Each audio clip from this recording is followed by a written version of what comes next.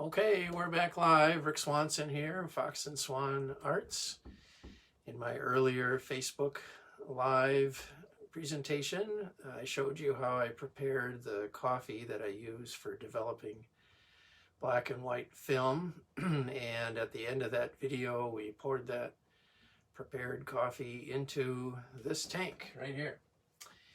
And I've been through the remaining steps of the developing process. The coffee was in the tank for about 35 minutes. And after I poured that out and gave the film a quick rinse, I added the chemical in this bottle, the Stop Bath it's called, and it's an acid. Basically it's vinegar. And as I mentioned in that first video, acid inhibits the development of the film, so you use acid to your advantage to stop the film developing. So that takes only about a minute, minute and a half. Then I poured the Stop Bath out of the tank. Then the third chemical is here in this bottle, is something called a fixer, and what the fixer does, it removes any silver left in the film that isn't part of the image. And if you don't take that out, that silver can darken in the film over time and start to deteriorate your image. So in order to preserve the image, you have to take out any lingering silver. Now that silver goes back into this bottle. That's something that doesn't go down the drain. The people at the wastewater treatment plant don't like it when silver gets into the wastewater. It kills their little bugs. So we keep silver out of the drain. After the fixing step, then I rinse with water, and I've been doing that for about 10 minutes under running water, and now I just have some final rinse water in the tank. So I'm going to pour that out. And I took the top off the tank because the film is developed now, so light won't affect it anymore. The last thing I do is I've mixed up a kind of a soapy solution, and all this does is it helps wet the surface of the film and keep water spots from forming. So I just give that a little twirl and it can come out. Now I have not looked ahead of time to see if we have any images here. So here it is coming out of the tank. It looks dark, okay? But remember, it's wound around in there, so I can't really see through it to see if there's any images. I'm going to disassemble the spool. There we go.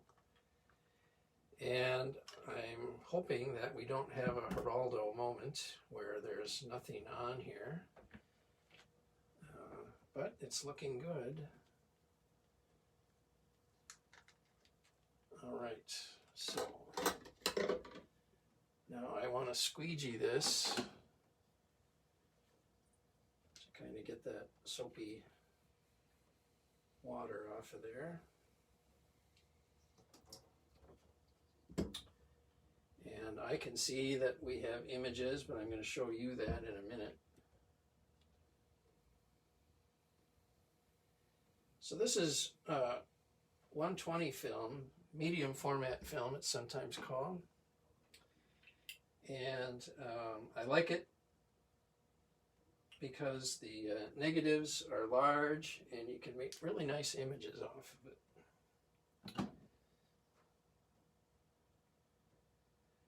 Okay. Now, in order to let you see that we did in fact get images on our negative, I'll set up this little light. I'll turn out the lights in the lab. And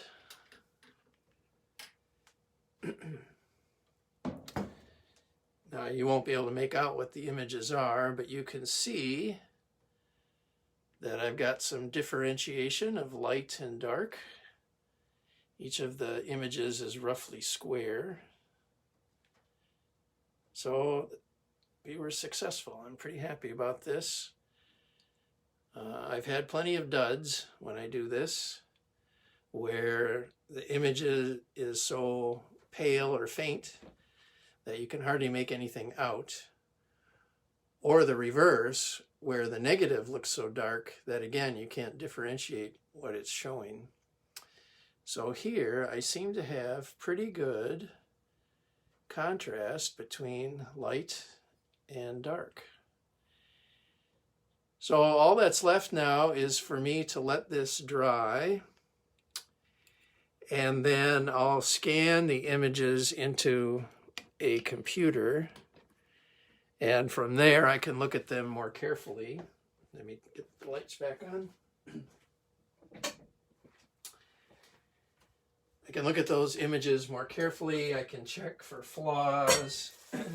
Whenever you work with negatives, there's a risk that you get a little piece of fuzz or a fleck of dust or something on the negative, and so I can take those out using Photoshop software and things like that. But in a future video or on my Facebook page, I'll show you some of the images that we developed today. I hope you had fun watching that. We'll do more coffee developing in the future. It's a favorite technique of mine, and I always like the images that come out. So thanks for watching. Catch this later on Facebook. I'll keep this recording posted, and stay tuned for future Facebook Live events from Fox and Swan Arts. Thanks.